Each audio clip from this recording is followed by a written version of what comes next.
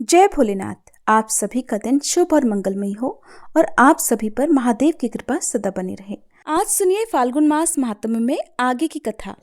मार्कंडेय जी धर्मराज युधिष्ठिर से कहते हैं, हे धर्मराज, सप्त सारस्वत नाम से प्रसिद्ध एक गंधर्व था जो भगवान शिव के सुयश का गान किया करता था।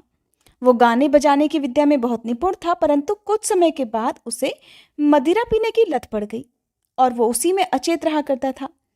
काम पीड़ित और काम मोहित होकर उसने भगवान शंकर की पूजा अर्चना ही त्याग दी और वह भक्ष्य भोज्य के सेवन में ही आसक्त रहने लगा। इस प्रकार कुछ समय बीतने पर वह गंधर्व उमापति महादेव जी का दर्शन करने के लिए कैलाश पर्वत पर गया। उसे शिव भक्ति से विमुख हुआ देखकर नंदी ने शाप दे दिया, अरे तू अपने पाप के प्रभाव से चांडाल योनि में जन्म ले। तब गंधर्व ने कहा, महाभाग, मुझे मिले हुए इस शाप का अंत कब होगा, इसका निश्चय भी आपको कर देना चाहिए। नंदी कहने लगे, व्यतिपात योग आने पर जब नर्मदा नदी में स्नान करके तुम महेश्वर का पूजन करोगे तभी इस शाप का अंत होगा और तुम पुनः यहाँ आ सकोगे। ये सुनकर वह गंधर्व तुरंत वहां से चला गया और चांडाल योनि में उत्पन्न हो गया। उस योनि में भी उसे अपने पूर्व जन्म की याद बनी रही और वह तीर्थ यात्रा के प्रसंग से पर्वत, वन और काननों सहित पूरी पृथ्वी पर घूमने लगा। दैव योग से वह एक दिन नर्मदा के तट पर आ गया। वहां उसने शंकर स्थंडिल अर्थात शिव वेदी में जाकर तरह तरह के पुष्प आदि उपचारों से भगवान शिव का पूजन किया।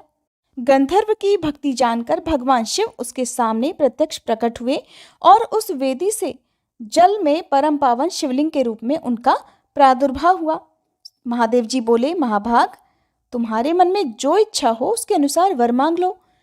तब वह गंधर्व हाथ जोड़कर कहने लगा, हे महेश्वर, आपकी कृपा से भूमंडल में ये स्थान मेरे नाम पर सप्त सारस्वत तीर्थ के रूप में विख्यात हो जाए और ये शिवलिंग भी सारस्वत लिंग कहलाए। जो पापी, चांडाल और नराधम पशु पक्षियों की योनियों में पड़े हुए हों, वे भी इस तीर्थ के प्रभाव से पाप मुक्त होकर स्वर्गलोक में चले जाएं। तब तथास्तु कहकर भगवान महेश्वर वहीं अंतर्ध्यान हो गए और वह गंधर्व भी शाप मुक्त होकर अंत में शिवलोक को प्राप्त हुआ। जो मनुष्य सप्त सारस्वत तीर्थ में स्नान करके भगवान वृषभ ध्वज की पूजा करता है, वह अपनी 21 पीढ़ियों का उद्धार करके स्वर्गलोक में प्रतिष्ठित होता है। जो वहां स्नान करते हैं वे स्वर्ग में जाते हैं और जिनकी वहां मृत्यु हो जाती है वे पुनर्जन्म से मुक्त हो जाते हैं। शांडिल्या और नर्मदा का संगम सभी पापों को हरने वाला और श्रेष्ठ तीर्थ माना जाता है। वहीं पर शांडिल्येश्वर नामक शिवलिंग भी है। उस तीर्थ में स्नान करके महादेव जी की पूजा करने से मनुष्य फिर कभी कर्म भूमि में जन्म नहीं लेता, अर्थात मोक्ष को प्राप्त हो जाता है। वहां पर तिल और जल की अंजलि देने तथा हविष्य का पिंडदान करने से पितर 14 इंद्रों के समय तक तृप्त रहते हैं। उस तीर्थ में शांडिल्य, कौंडिन्य, भांडव्य, कौशिक, कश्यप और भृगु ये और तथा बहुत से अन्य महर्षिगण जप और ध्यान में तत्पर रहते हैं। वहां 60,000 मुनियों ने उग्र तपस्या का अनुष्ठान किया है। शांडिल्या और नर्मदा के संगम में शांडिल्य जी का आश्रम बहुत मनोहर है। लोक में वह शांडिल्यपुर के नाम से विख्यात है। अनेक ब्रह्मऋषि वहां पर निवास करते हैं। नर्मदा के दक्षिण तट पर द्वादशादित्य तीर्थ, देव दारू तीर्थ और देववन तीर्थ हैं। द्वादशादित्य तीर्थ सभी पापों का नाश करने वाला है। वहीं ज्ञान स्वरूप सिद्धलिंगमय महादेव जी स्थित हैं। उसी तीर्थ में कनका को मोक्ष देने वाला कल्याणमय कनकेश्वर लिंग भी है। वहीं ज्वरेश्वर लिंग है, जहाँ ज्वर का अभाव होता है। उसके पास ही पंच ब्रह्मेश्वर लिंग है, जो सब पापों से मुक्त करने वाला है। पंच ब्रह्मेश्वर, पुष्पेश्वर और स्थलिंडेश्वर ये 3 लिंग वहां प्रधान हैं। नित्य नैमित्तिक कार्य में चंद्र ग्रहण और सूर्य ग्रहण के समय श्रद्धा पूर्वक संगम में स्नान करके तीनों लिंगों का पूजन करने से पितर स्वर्गलोक में जाते हैं। नर्मदा जी के दक्षिण भाग में गोप्य लिंग है। उसके पूजन से ब्रह्मत्या आदि पाप 7 रात में नष्ट हो जाते हैं। राजन, पितर, पितामह तथा मातामह आदि सभी आपस में ये गाथा गाते रहते हैं कि क्या हमारे कुल में भी कोई ऐसा परम धार्मिक पुत्र उत्पन्न होगा जो हमें नर्मदा के जल से पूजित तिलयुक्त हविष्य का पिंड देगा, जिससे कि लाखों वर्षों तक तृप्त रहकर हम परम गति को प्राप्त होंगे। नर्मदा और कुब्जा के संगम में स्नान करने के लिए सोमवती अमावस्या प्रसिद्ध पर्व है। एरंडी और चंडवेगा का जहां नर्मदा नदी से संगम हुआ है, वहां स्नान करने के लिए सोमवती अमावस्या, व्यतिपात योग, संक्रांति, वैधृति योग, विषुव योग, दक्षिणायन और उत्तरायण के प्रारंभिक दिन ये पर्व उत्तम माने गए हैं। अमावस्या को स्नान करने से 20 गुना पुण्य मिलता है, व्यतिपात योग में 100 गुना, संक्रांति काल तथा वैधृति योग में 50 गुना और सोमवती अमावस्या तथा चंद्र ग्रहण के समय कुरुक्षेत्र से 100 गुना पुण्य प्राप्त होता है। ये साक्षात महादेव जी का कहना है। वहां बिल्वामृग नाम से प्रसिद्ध एक सिद्धलिंग भी है जो ब्रह्मत्या का नाश करने वाला है। उसके दर्शन और स्पर्श से मनुष्य शिवलोक में प्रतिष्ठित होता है। जो सोमवती अमावस्या के दिन वहां प्राण त्याग करता है वह महादेव जी के कल्याणमय धाम में निवास करता है। हे धर्मराज युधिष्ठिर, अयोध्या के चक्रवर्ती राजा श्रीमान रंतिदेव इंद्र के समान महापराक्रमी राजा थे। वे समस्त धर्मात्माओं में श्रेष्ठ माने जाते थे। उनके राज्य में मनुष्यों को शोक, मार्त्स्य, रोग और दारिद्र्य का कोई दुख नहीं था। सब प्रजा दीर्घायु और धन धान्य से संपन्न थी। गौवें अपनी ही इच्छा के अनुसार दूध दिया करती थी और पृथ्वी सदा हरी भरी खेती से सुशोभित रहती थी। इस प्रकार पृथ्वी का पालन करते हुए देख राजा रंतिदेव ने अपने पुरोहित मुनिवर वशिष्ठ जी से पूछा, महामुने, किस तीर्थ में निर्विघ्नता पूर्वक यज्ञ की सिद्धि होती है, ये बताइए। मुनिवर कहने लगे, राजन, पुराण में सब तीर्थों से बढ़कर उत्तम तीर्थ उसी को बताया गया है जहां नर्मदा नदी बहती है। तब राजा ने सेवक, मंत्री और पुरोहित को आज्ञा देते हुए कहा कि यज्ञ का सामान जल्दी ही तैयार किया जाए। इसके बाद दूतों को अलग अलग देशों में जल्दी ही जाने की आज्ञा देते हुए कहा कि समस्त राष्ट्र में ये घोषणा करा दी जाए कि सब राजा मेरे यज्ञ में जरूर पधारें। रंतिदेव की आज्ञा से सभी सामंत राजा उस यज्ञ में सम्मिलित होने के लिए आए। महाराज रंतिदेव भी अपनी रानी और यज्ञ सामग्रियों के साथ दिव्य रथ पर विराजमान होकर नर्मदा के तट पर गए। वहां यज्ञ मंडप, यज्ञ कुंड और यज्ञ के यूप सभी स्वर्णमय अर्थात सोने के बनाए गए थे। तरह तरह के भक्ष्य, भोज्य पदार्थ और पकवान तैयार किए गए थे। महाराज ने अपनी धर्मपत्नी के साथ यज्ञ की दीक्षा ली। इसके बाद नर्मदा के सुंदर तट पर उनका यज्ञ प्रारंभ हुआ। उसमें धूम रहित अग्निदेव प्रत्यक्ष प्रकट होकर प्रज्वलित हो रहे थे।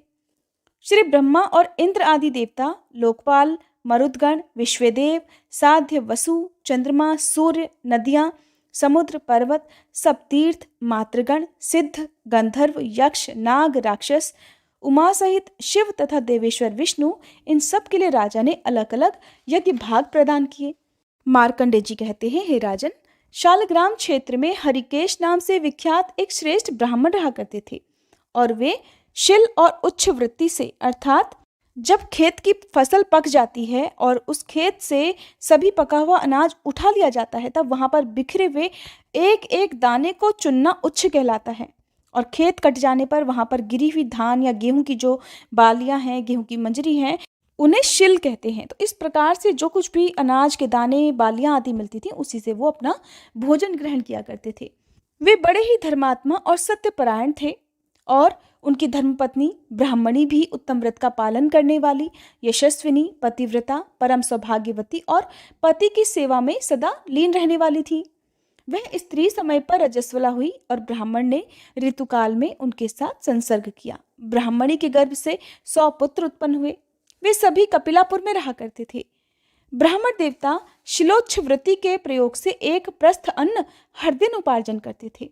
इससे उनके बच्चे भूख से दुर्बल होकर बड़े करुण स्वर में रोया करते थे, क्योंकि इस प्रकार का जो अनाज होता है वो बहुत कम मात्रा में मिल पाता है, जो उनके पूरे परिवार के लिए पर्याप्त नहीं रहता था।